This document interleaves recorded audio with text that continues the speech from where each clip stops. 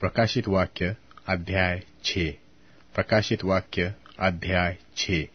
फिर मैंने देखा कि मेमने ने उन 7 मुहरों में से एक को खोला, और उन 4 प्राणियों में से एक का गर्ज का सा शब्द सुना कि आ।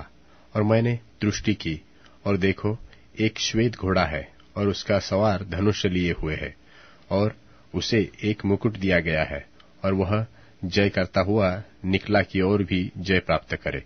और जब उसने दूसरी मुहर खोली, तो मैंने दूसरे प्राणी को यह कहते सुना कि आ। और फिर एक और घोड़ा निकला, जो लाल रंग का था, और उसके सवार को यह अधिकार दिया गया कि पृथ्वी पर से मेल उठा ले, ताकि लोग एक दूसरे को वध करे, और उसे एक बड़ी तलवार दी गई थी। और जब उसने तीसरी मुहर खोली, तो मैंने तीसरे प्राणी को यह कहते सुना कि आ। और मैंने दृष्टि की, और देखो, एक काला घोड़ा है, और उसके सवार के हाथ में एक तराजू है। और मैंने उन 4 प्राणियों के बीच में से एक शब्द यह कहते सुना कि दिनार का सेर भर गेहूं, और दिनार का 3 सेर जव और तेल और दाखरस की हानि न करना।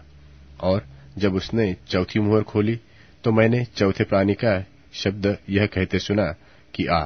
और मैंने दृष्टि की, और देखो, एक पीला सा घोड़ा है, और उसके सवार का नाम मृत्यु है, और अधोलोक उसके पीछे पीछे है। और उन्हें पृथ्वी की 1/4 पर यह अधिकार दिया गया है कि तलवार और अकाल और मरी और पृथ्वी के वन पशुओं के द्वारा लोगों को मार डाले।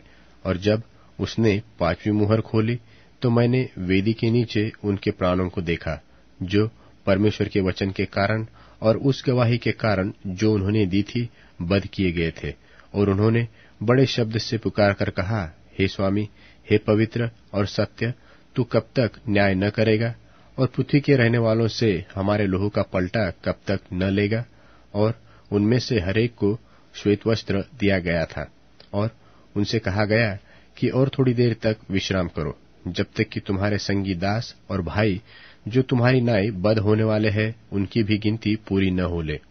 और जब उसने 6वीं मुहर खोली, तो मैंने देखा कि एक बड़ा भूईडोल हुआ, और सूर्य कम्बल की नाई काला हो गया, और पूरा चंद्रमा लहू का सा हो गया।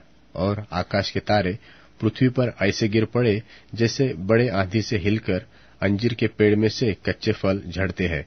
और आकाश ऐसा सरक गया जैसा पत्र लपेटने से सरक जाता है, और हरेक पहाड़ और टापू अपने अपने स्थान से टल गया। और पृथ्वी के राजा और प्रधान और सरदार और धनवान और सामर्थी लोग और हरेक दास और हरेक स्वतंत्र पहाड़ों के खोहों में और चट्टानों में जा छिपे, और पहाड़ों और चट्टानों से कहने लगे कि हम पर गिर पड़ो, और हमें उसके मुंह से जो सिंहासन पर बैठा है और मेमने के प्रकोप से छिपा लो, क्योंकि उनके प्रकोप का भयानक दिन आ पहुंचा है। अब कौन ठहर सकता है?